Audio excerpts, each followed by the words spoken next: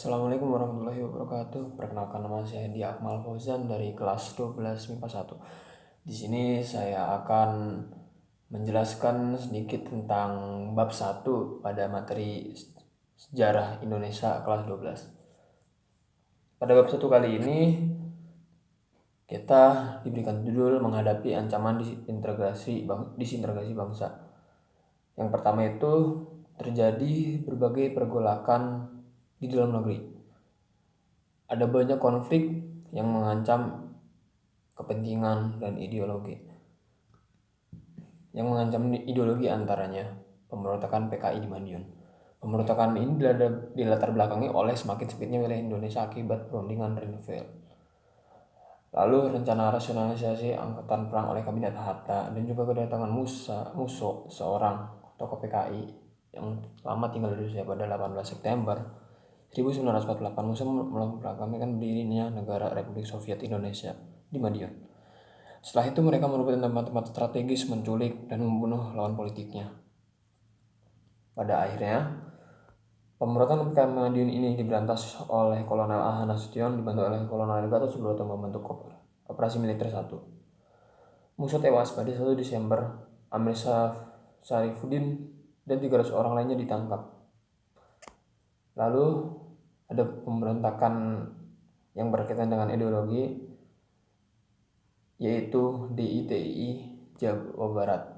Karena kecewaan terhadap perundingan Renville pula yang memaksa TNI dan Laskar Perjuangan hijrah ke Jogja yang telah dikuasai oleh Belanda, karena Jawa Barat dikuasai Belanda.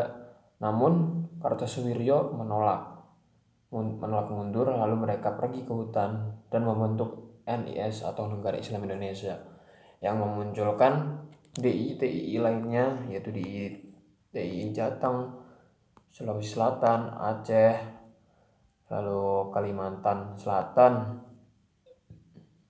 dan pergolakan yang berkaitan dengan ideologi yang terakhir adalah G30 SPKI.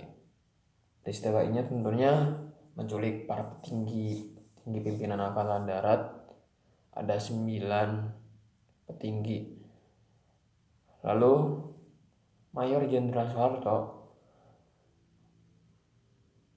menumpas G30 SPKI ini. Selanjutnya ada peristiwa konflik atau pergolakan yang berkaitan dengan kepentingan. Ada APRA, dibentuk oleh Karl Westerling, anggotanya dari tentara Belanda.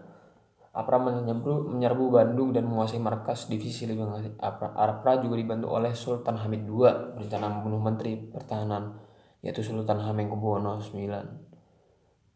Operasi militer APRIS berhasil memukul mundur APRA di Bandung dengan Sultan Hamid ditangkap dan Raymond Westerling melarikan diri ke luar negeri dengan pesawat Katrina. Lalu selanjutnya ada gerakan Andi Aziz Makassar, lalu Republik Maluku Selatan atau RMS. Selanjutnya ada peristiwa konflik dan pergolakan yang berkaitan dengan sistem pemerintahan.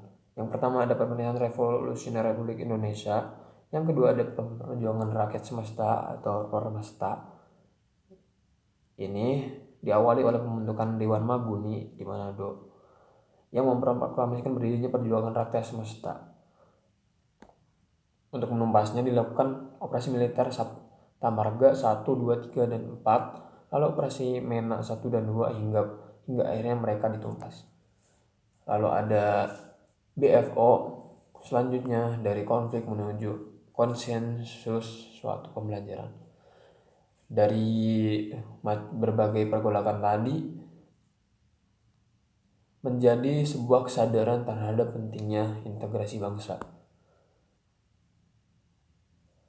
Muhammad Hatta menulis tentang persatuan bangsa. Menurutnya, dengan persatuan bangsa, satu bangsa tidak akan dapat dibagi-bagi. Di pangkuan bangsa yang satu itu terdapat berbagai paham politik. Tetapi kalau datang mara bahaya, di sana tempat kita menunjukkan persatuan hati.